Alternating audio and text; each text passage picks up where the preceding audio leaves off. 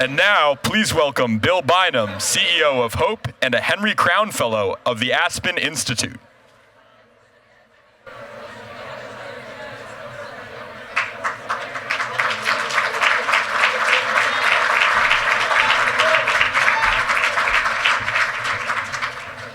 Good afternoon.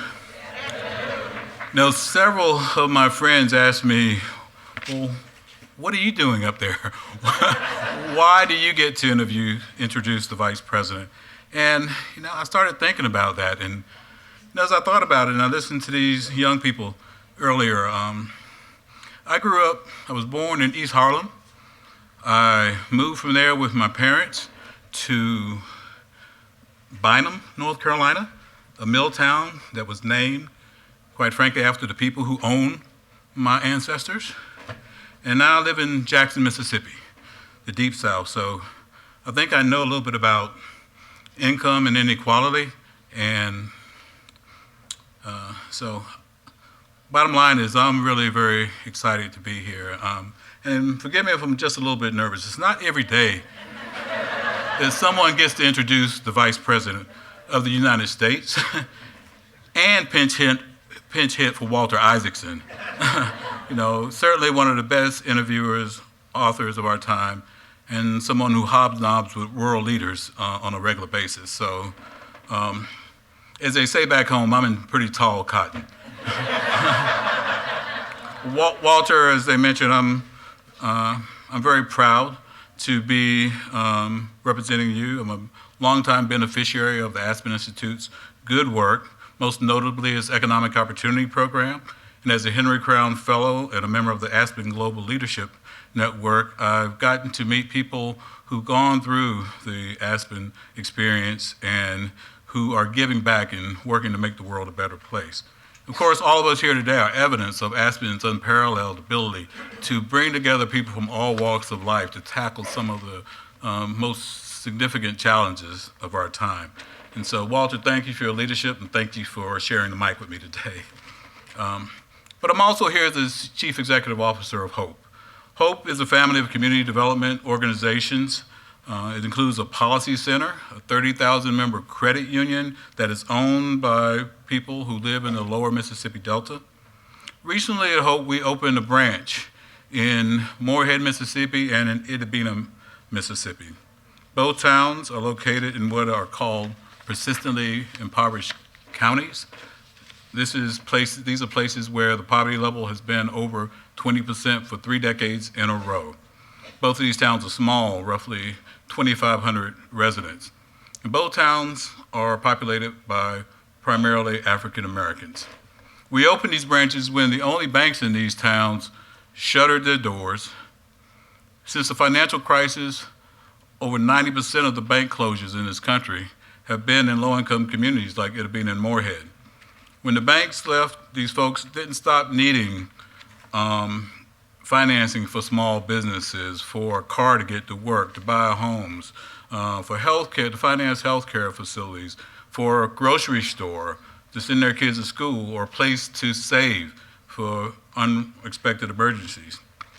One of our first members in Itabena was Miss Rosie Williams, a beautiful 90-year-old African-American woman. Miss Rosie grew up picking cotton, working on a plantation, despite being in the Mississippi Delta through the 40s and 50s and 60s, 19 miles from where Emmett Till was kidnapped and murdered. She has fond memories of her hometown. When she finished high school, Miss Rosie got a loan from a local credit union that allowed her to attend Mississippi Valley State University, a historically black college in Itabena, when she graduated from there, she taught school in Itabena for 34 years.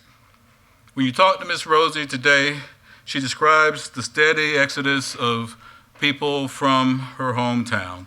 Imagine what it's like to live for almost a century in a town and slowly watch it fade away. Since we opened, Miss Rosie has become one of our biggest fans. She marched in with her grandson and essentially ordered him to open a savings account. When her granddaughter needed a loan, she was in a financial bind, she came to Hope for a loan. Quite frankly, it was the easiest loan that we've ever made. Across the nation, places like Itabena need hope. Itabina's story is America's story. Persistent poverty exists all over this country. It's in Appalachia. It's in Indian country. It's in the colonias. It's in the Black Belt. It's in Baltimore. It's in Charleston. And these people desperately need an advocate. I can think of no better advocate for these places and their people than Vice President Joe Biden. The Vice President's blue-collar roots in Scranton, Pennsylvania are well known. They give him an authentic credibility, not only to talk about the challenges facing these communities, but to forge solutions. For more than 40 years, he's been a public servant. As our Vice President, Mr. Biden has been an indispensable ally to President Obama in leading our nation from the economic abyss to a recovery that, quite frankly, few thought was possible. We all know that he's not finished yet. He's here today because he knows that communities like Itabina suffer even in good economic times, and that many Americans cannot reach even the first rung on the economic ladder, just because of where they were born or what their families, who their parents happen to be. I'm confident that the Vice President will continue to fight for these people and places and for the remainder of this administration's term in office and beyond. Mr. Vice President, on behalf of Ms. Rosie and the millions of people like her across the nation, thank you for being a champion for an economy that works for everyone and not just for a fortunate few. I personally invite you to visit the Delta to see its untapped potential and to remind its residents that they are Americans too. Ladies and gentlemen, please join me. It is my honor and privilege to present to you the 47th Vice President of the United States, Joe Biden.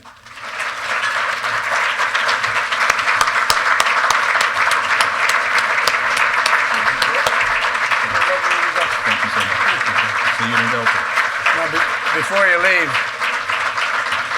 I thought the reason why Bill's introducing me, I thought it was Bill Biden, not Bynum. I thought that's why I was here. I will claim that. We're probably related somewhere along the line. That would be fine with me. And Thank Bill, you. I've been to the Delta, and I know a lot of Miss Rosies. A lot of Miss Rosies on the east side of Wilmington, Delaware. A lot east in what we call the Bucket. My state has the 8th largest black population in America. And that's how I got engaged. So I'm going to talk a little about Miss Rosie, too, okay? Thank you so much. Thank you very much. Please sit down. I thank you very much. And I, too, am awed in the presence of Walter Isaacson. And I have been since we both were kids. By the way, he is one of the great authors, one of the great writers, and also has which will ruin his reputation. He has a heart as big as his head, and it matters, and I appreciate it. No, it's important. At least it's important to this Biden. Look, it's great to be here during the important work of this summit. You look around the world today, and we're reminded, and it sounds kind of nativist almost to say, you look around the world and reminded what a special country this country is. I mean, it really is. It's a special country. We embrace liberty. We stand up for freedom. We understand, at least the vast majority of us, everyone in this room I hope understands, that our great strength lies in our diversity. It's not our weakness, it's our strength. And it really is. A guy Walter knew before he died was a man named Lee Kuan Yew, who was the brilliant, somewhat autocratic at the time, president of Singapore. I was coming, Walter, from Mumbai to head to Beijing by way of Tokyo, and I got a call, would I stop in Singapore and see him? He was then 91 years old, maybe 5-6 months before he died. And he wanted to see me because he knew I at least had spent more time with Lee Kuan Yew, more time with President Xi of China than any other world leader. Just it's happenstance, won't explain why, but I spent a lot of time with him.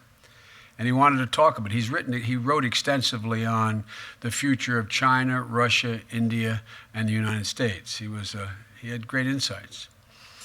And so we were talking, Walter, about how Xi had consolidated power so quickly. to my surprise anyway, and somewhat to his.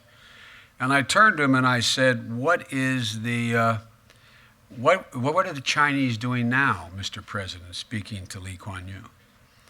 And he looked at me, and he was very frail physically, but his mind was, as my mother would say, sharp as a tack.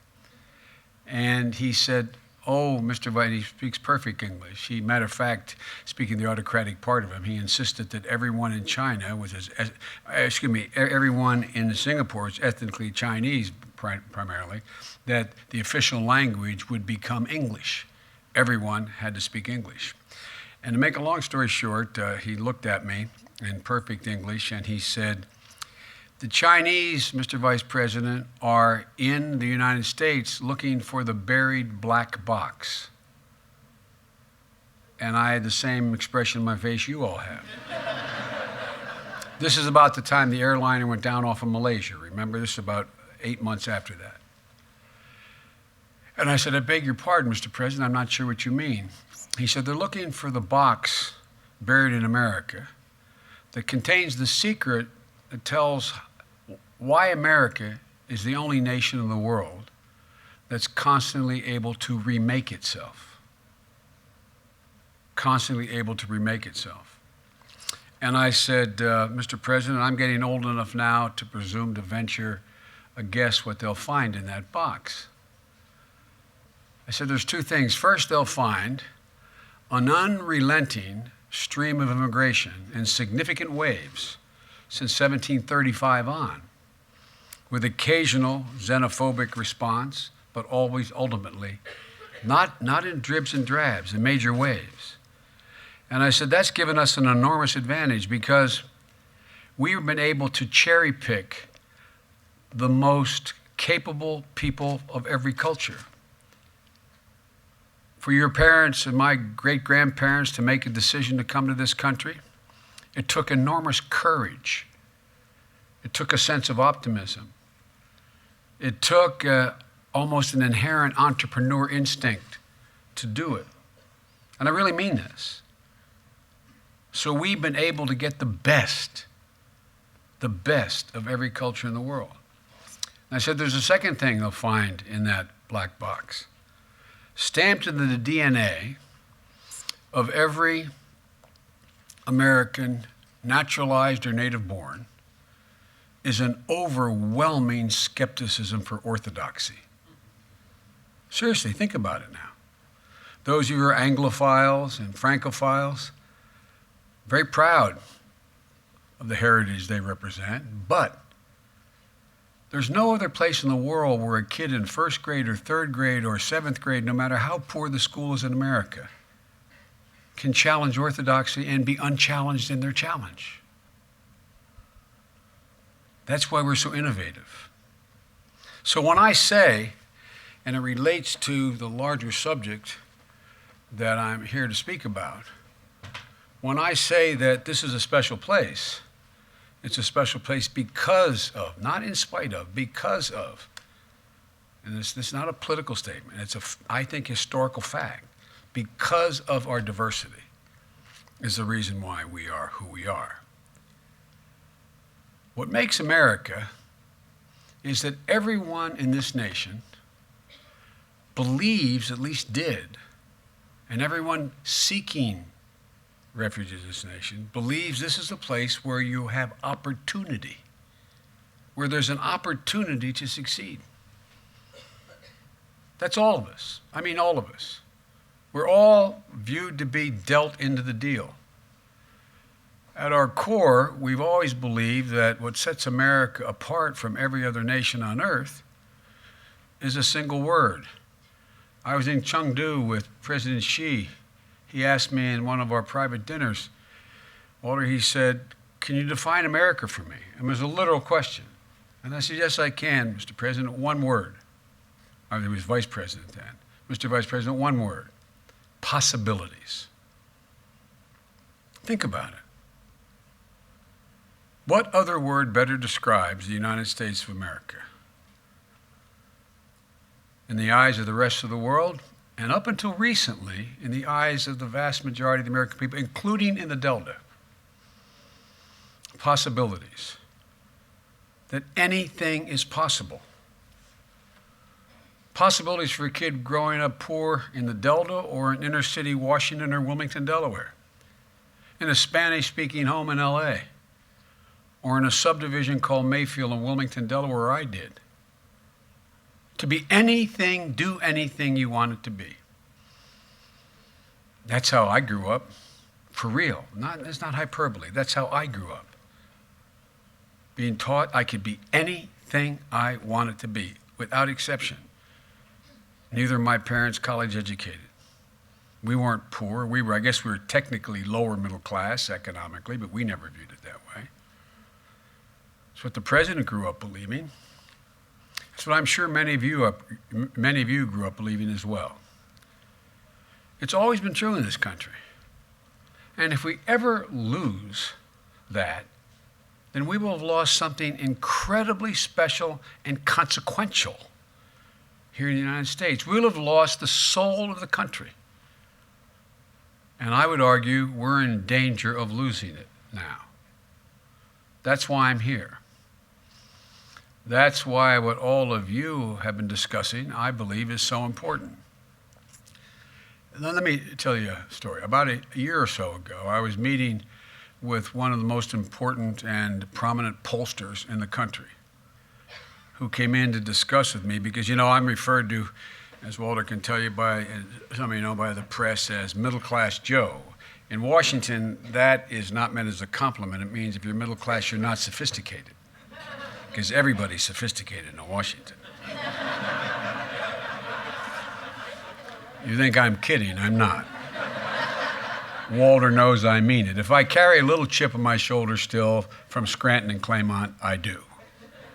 But look, this pollster, who I'll confide in you privately when I finish here, told me, and this is the God's truth, because one of the best political minds in the country, in my view, is Mike Donlin, who was working for me. Mike was with me in the room. And he said, Mr. Vice President, you have to understand, the middle class doesn't believe today what you grew up in your generation believing in the post-World War II generation. They don't want to buy a house anymore. They're not sure about college. And he cited a number at the time, 52% middle-class families said college wasn't worth it for their children. He said it's different now. Remember the phrase, they're downsizing their dreams. In fact, he told me, we shouldn't even, and I should stop using the phrase middle class. We should not use the phrase middle class anymore. So when the meeting ended, I turned to Mike. I thanked him for his advice and the presentation, because he had statistical data to show that there are more middle-class folks saying, I don't want to buy a home, and I now want to send my kid to college, and I don't want to get a mortgage, etc. As he walked out the door, I looked at Mike and I said, there's a guy who understands everything and knows nothing. No, I wasn't being critical. It's nonsense. That's what the answer to the questions concluded. But that didn't reveal at all what's still in the heart of every American out there. I don't buy it. I don't buy for one single moment that the aspirations of the people of this country have changed. Our hopes and dreams are really stamped into our DNA. Don't tell me people would rather rent than buy a home. Don't tell me that a parent wouldn't do anything. Have you ever been from a barrio to an upscale neighborhood where you met a mother who didn't want their child to go to college? Have you met them? I have not met them, and I've been around more than any one of you. Now, by the way, if you want to learn the country, run for president twice.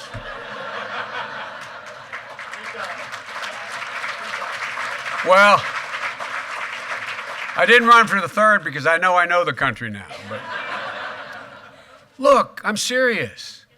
Parents that break their back to raise their kid in a safe neighborhood.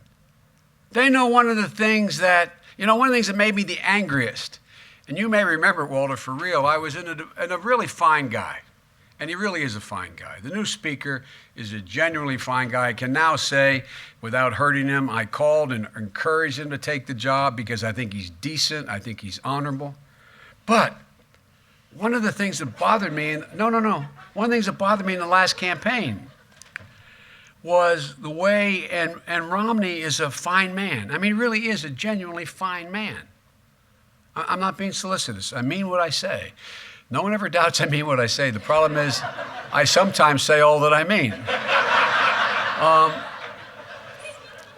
But I remember a comment being made when Romney talked about the 40% and when the vice presidential candidate said, I worked, and I think it was a McDonald's, and I flipped hamburgers, and I had dreams.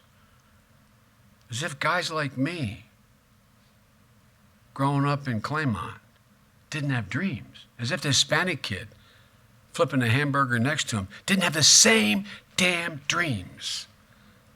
As if somehow, no, I really mean it, as if somehow only those who have real opportunity have dreams. Well, look, I got news for everybody. Those dreams are real.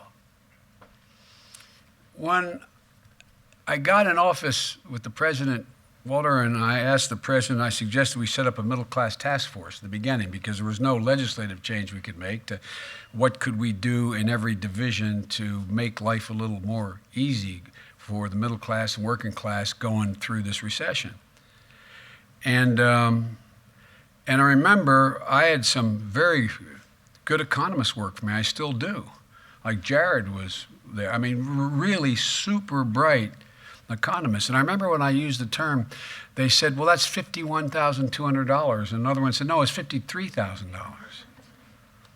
Middle class is not a number, guys. Middle class is an aspiration. It is an ideal, an idea. To me, middle class means being able to own your home someday and not just rent it. Being able to send your kid to a park where you're confident that they're likely to come home safely. Being able to send them to a local high school where you know if they do well enough, they can get to college. And if they get there, you can find a way to afford to get them there. And when dad dies, you can take mom in and hope your children never have to take care of you. That's middle class. That's middle class from the dreams in the Delta to middle class neighborhoods like I grew up in, and all of you did probably. It's what beats in the heart, I think, of every American, is the belief that there's nothing they can't do, the possibilities that if you're willing to work hard enough, anything's possible. So here's where the pollster got wrong. What's in the hearts of America haven't changed a bit. What has changed are the rules of the game. There used to be a basic bargain in America, and I mean it sincerely. It was accepted by Republicans and Democrats where we disagreed on the margins, but we accepted the basic bargain, and it was this. If you contributed to the success of profitability of an enterprise, you got to share in the benefits. You were able to enjoy some of the prosperity you created. But today, that bargain is broken. The link between success of a business and wages paid to workers has evaporated. Considered over the past 40 years, productivity has gone up 72%. Wages have increased 9%. Now, I realize that globalization, automation has had an impact on that. So replaced by a robot.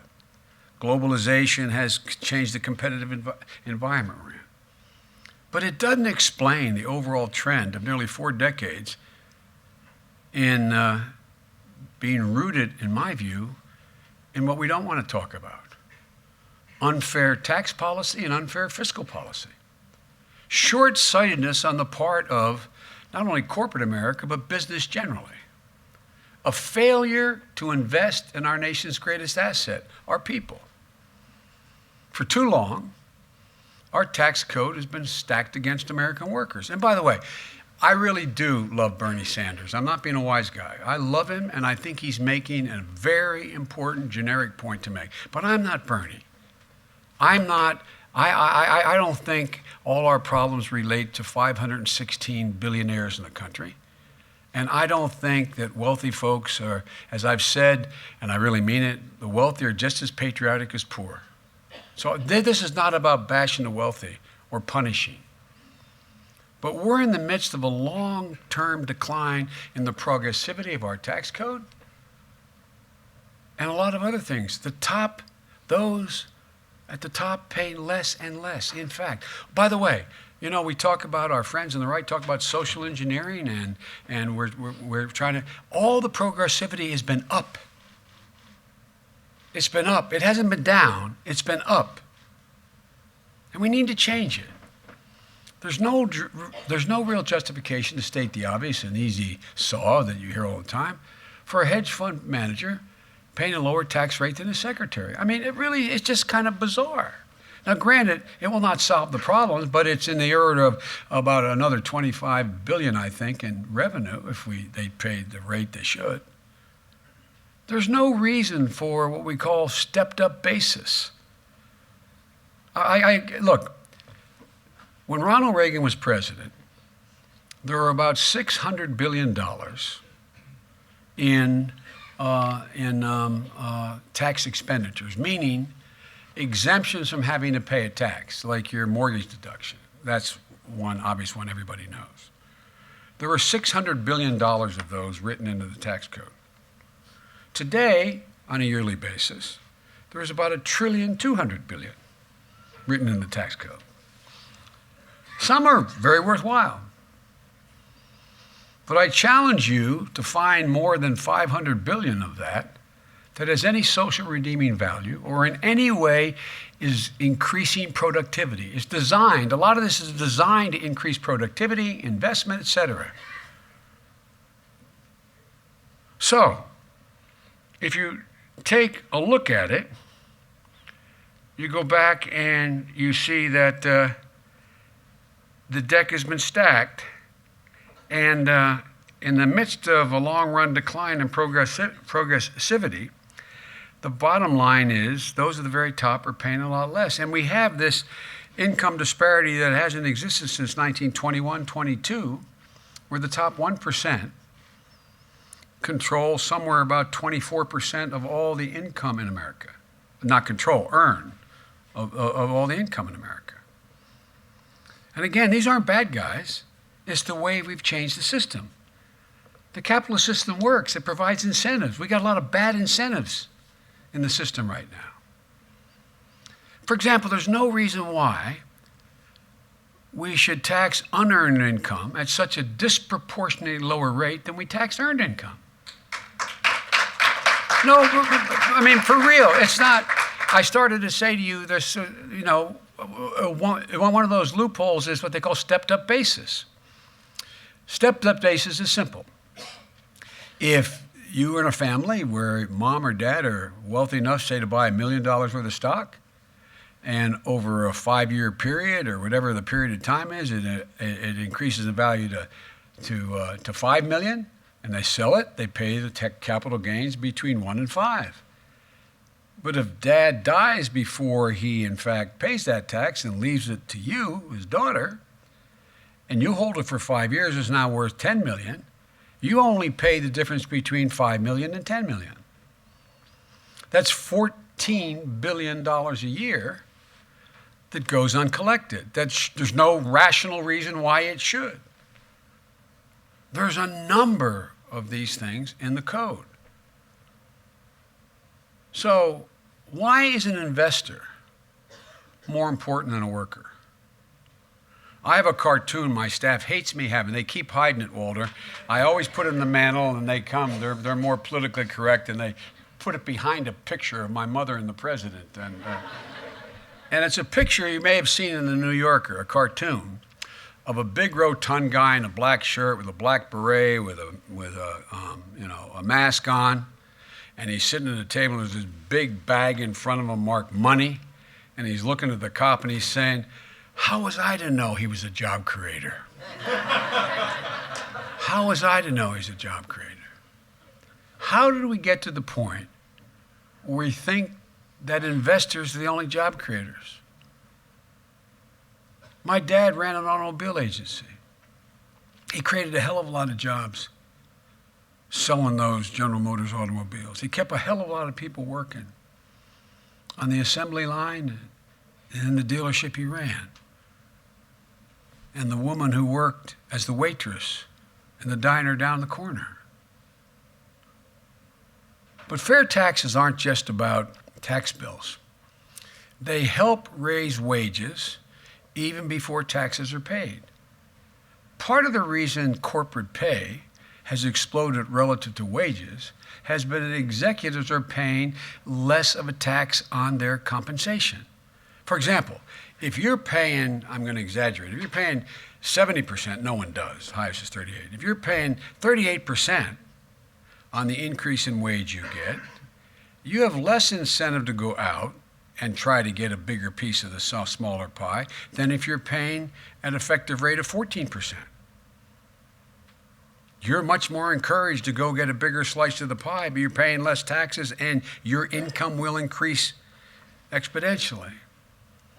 And so what's happened is, when Reagan was President Reagan was president, I believe the number was out, the average employee of a Fortune 500 company, the CEO made somewhere around 38 times as much as the average employee. Now it's close between 350 and 400 times as much. What happened, guys?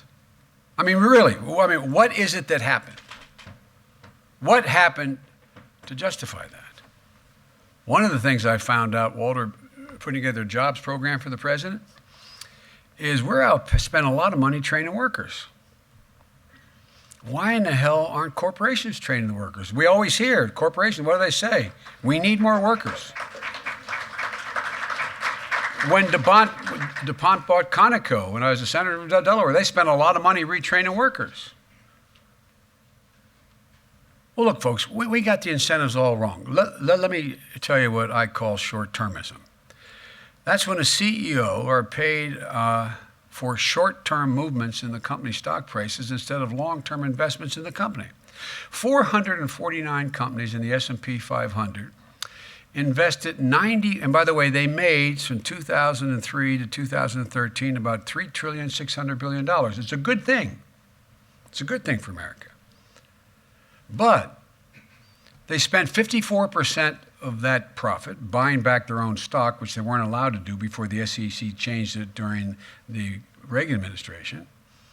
And they spent 37% for the job creators, the investors, leaving 9% of all the profits for research, development, employee training, and buying equipment.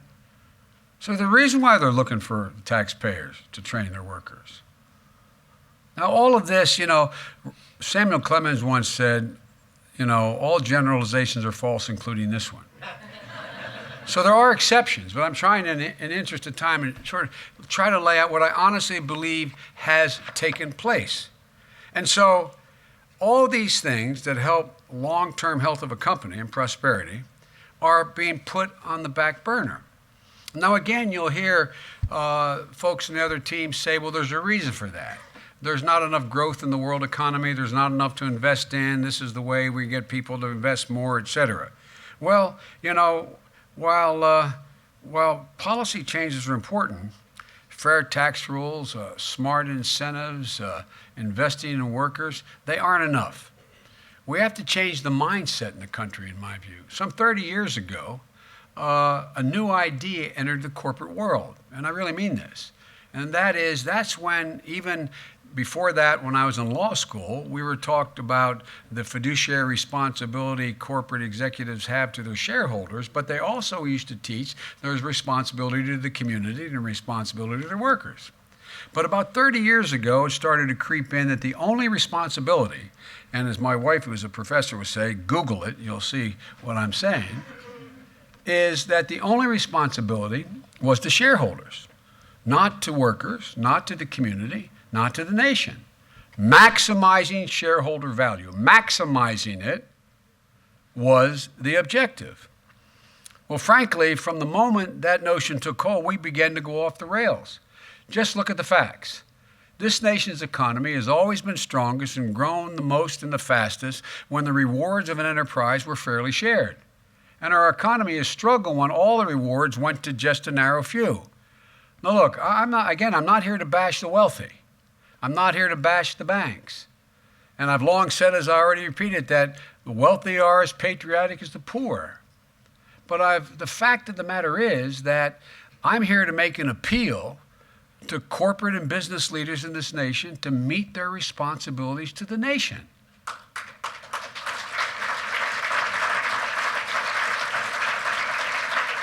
Business does have a responsibility to workers. Business does have a responsibility to the community. Business does have responsibility to the nation. Because, in fact, when they don't meet that responsibility, all of those three sectors are weaker, and they, in turn, end up weaker. We need to return to a mindset that helped create the mightiest economic engine on the face of the earth. It's not only in the best interest of the workers and the nation, frankly, it's also in the long-term interest of the business community. Over time, their enterprises will do better, and maybe most important, it's in the interest of the social stability of the nation. We can't sustain the current level of inequity in this country. It's just not possible. Lest we forget it, let me say it as clear as I can. The middle class is the reason we have the social stability we have in this country. It's the reason for America's social and political stability. While other countries going through very difficult times have had a much harder run for it than we have, it's been this notion that a middle class was accessible. If you were in it, it was growing, and the possibilities persisted. If we continue down the path toward the destruction of the middle class, I think we're in very dangerous territory. We've always been strongest when we've been one America. Look, when I say that, people think I'm talking about ending the poisonous division, tearing this country apart. That's true, it is there, but that's not what I'm talking about. Or they think I'm talking about our commitment to equal rights and civil rights and human rights. That's also true. But I'm also talking about something else. I'm talking about fairness and opportunity. I'm talking about making an economic promise that this nation, in fact, held out. I'm talking about an economy that works for all people. And by the way, it's not just Joe Biden or some progressive think tank saying this. The Fed recently laid out one of the greatest dangers to growth is concentration of wealth. Standard & Poor's wrote a report 4 months ago now. One of the greatest threats to economic growth is concentration of wealth. The IMF is warning that income inequity diminishes economic growth for everyone. It's about growing the economic pie, not shrinking it. Up to now, the last 20 years, the debate about the pie is here, who gets the biggest piece? What most powerful interest gets the biggest piece?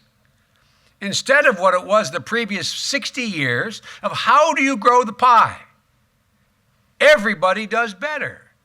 We can't continue on this path where a few people get rich in a disproportionate share of the rewards of the economy. It's neither healthy nor is it economically sustainable.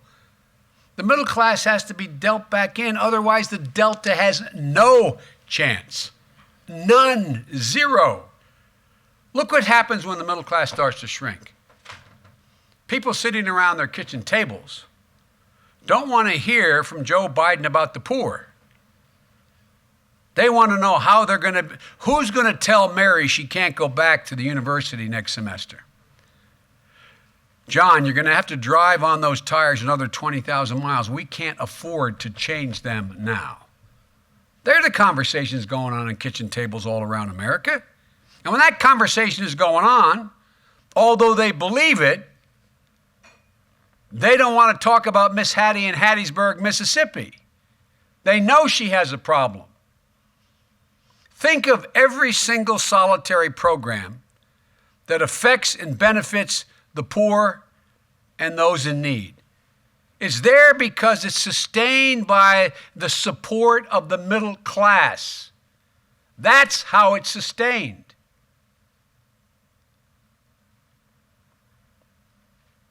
Look, the nation works best when it works for the middle class, because when the middle class does well, folks above them do very, very well, and the poor have a ladder.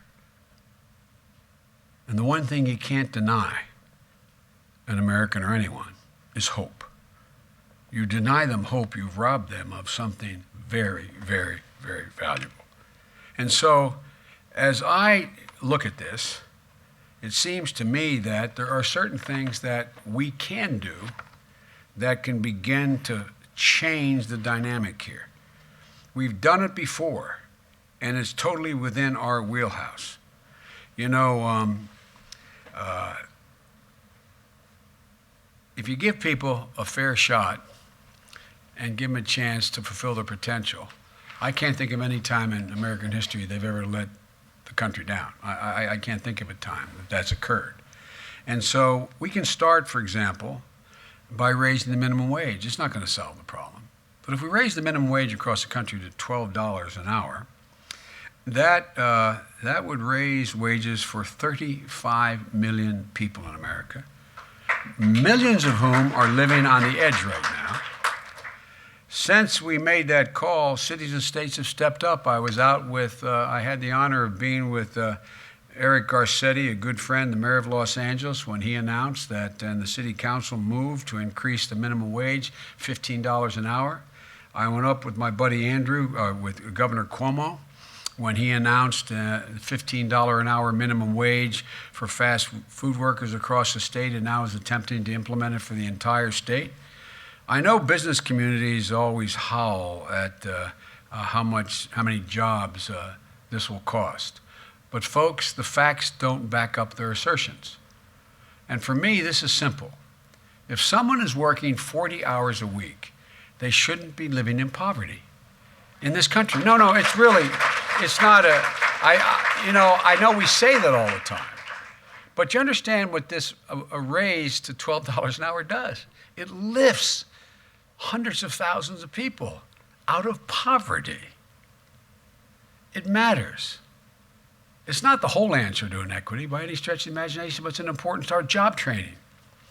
Our people have to have the skills to succeed in a new economy. One of Marco Rubio, one of the candidates' biggest applause lines in a recent debate was how we need more welders than philosophers. No offense to philosophers, but, and we need them badly. I don't think they think we need them at all, but we need them. But Marco, welcome to the team. Well, we've known all along. We need more welders. We need more folks.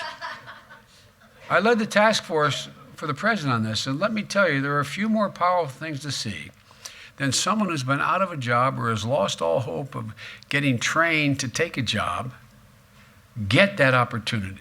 It's life-changing. We need 1,100,000 IT workers just by the year 2022. I was up in Michigan. There's an outfit that places IT workers called IT International. I think that's the name of it.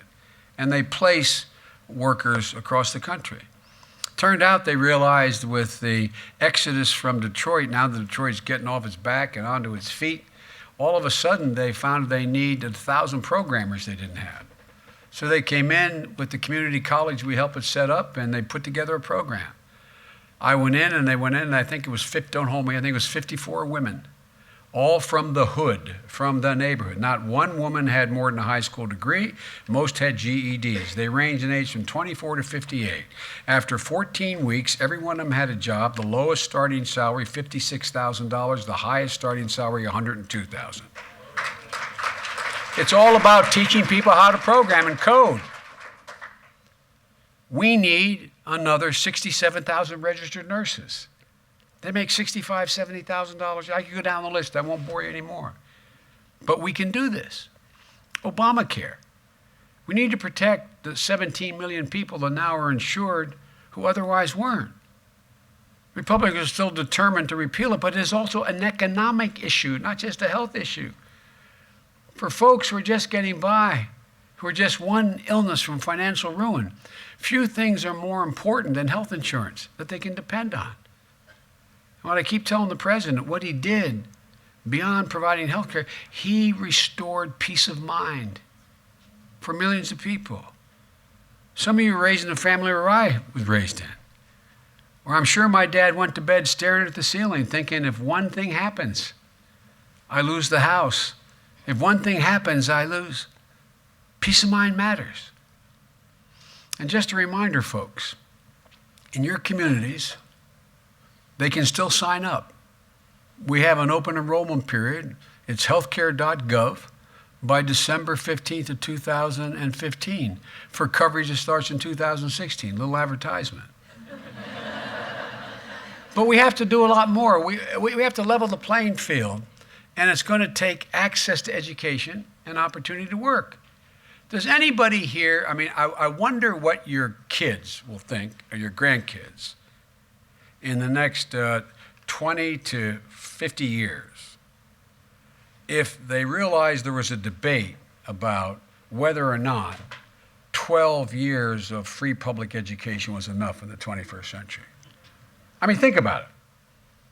The thing that allowed us to be the economic juggernaut that we were beginning in the late 1800s was that we were the only major country in the world that provided 12 years of free education to everybody and anybody.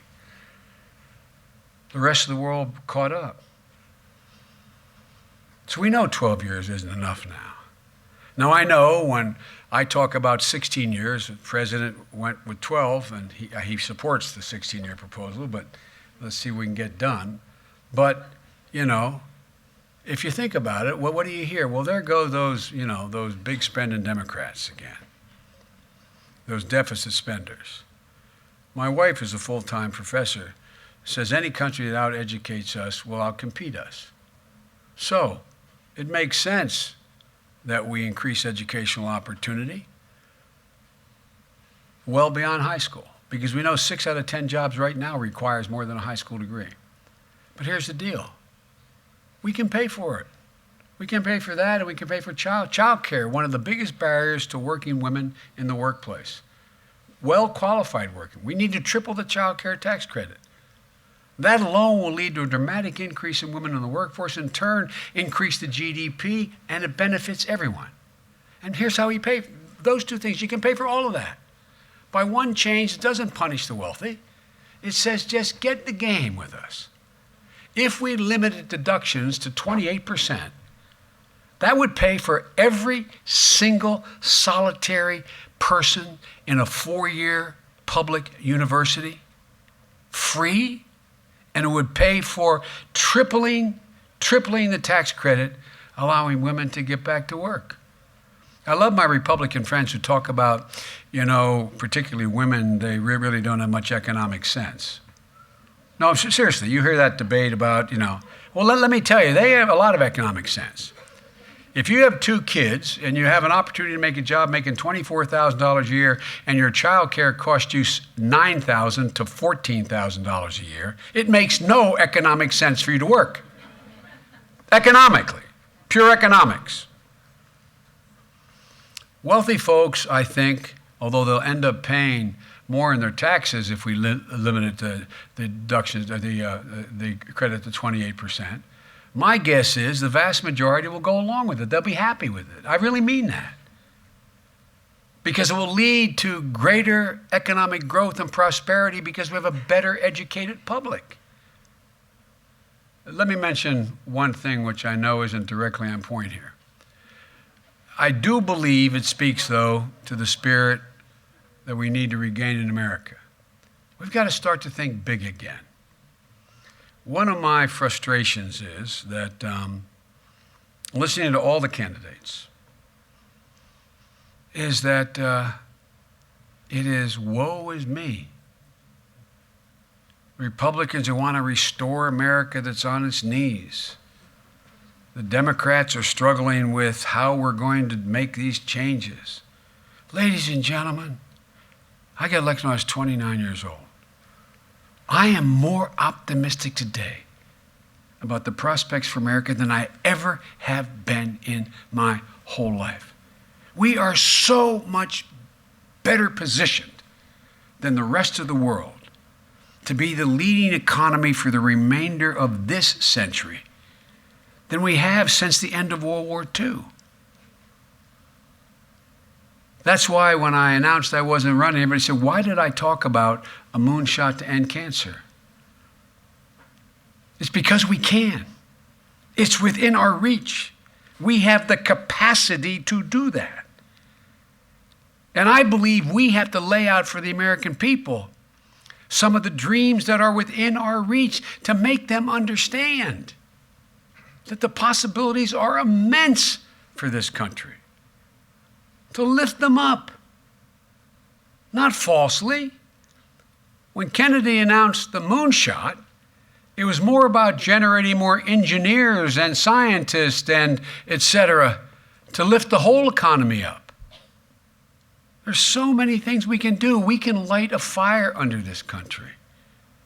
But we got to be more optimistic. I kid the president.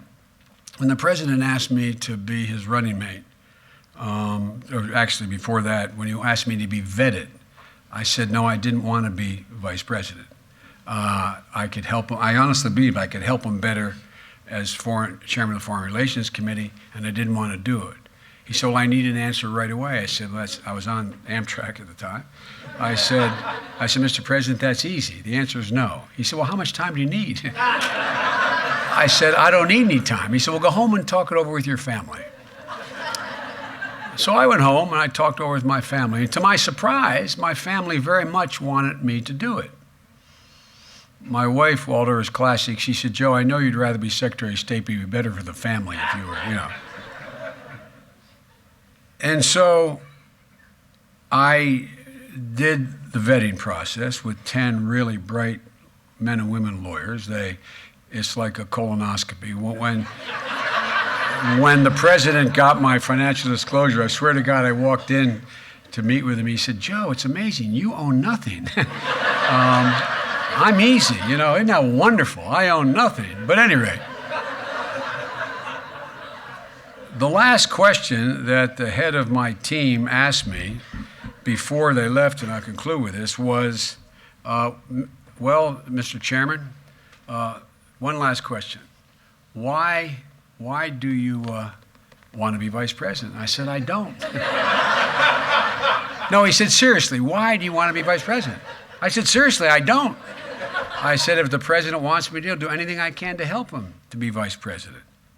And so somehow that got back to my family. So my family thought I wasn't playing fair, that I was deliberately trying to sabotage what I said I would go ahead and do. And I wasn't. And my daughter, who runs the largest nonprofit in Delaware, the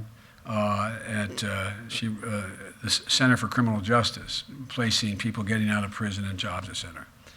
She came home for lunch, and this was in August. Everybody knew the decision was coming any time, and he had called me that day. He said, Daddy, he called, didn't he? And he said, you said yes, didn't you, Daddy? I said, yeah, I told you. I crossed that a long time ago.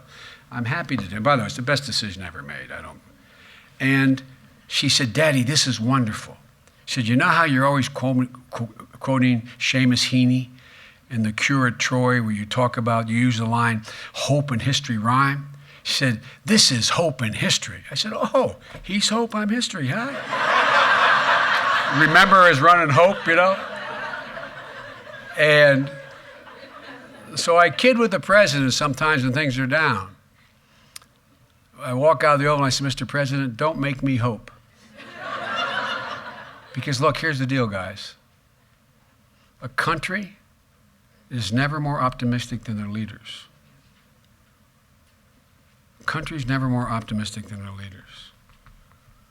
And we need our leaders, and the president's one of them, who actually have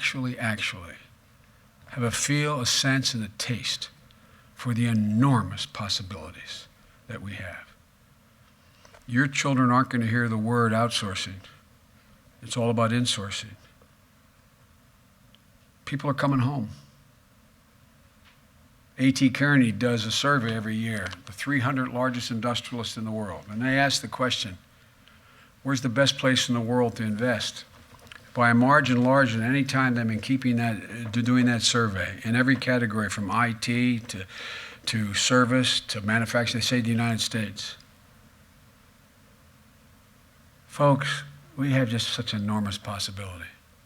If we just get out of our own way, believe a little bit more in ourselves, level this playing field, and invest so that we have the single best trained workforce in the world and the 21st century infrastructure. We do those two things. We own it. We own it for the next 50 years or more. Thank you all so very much.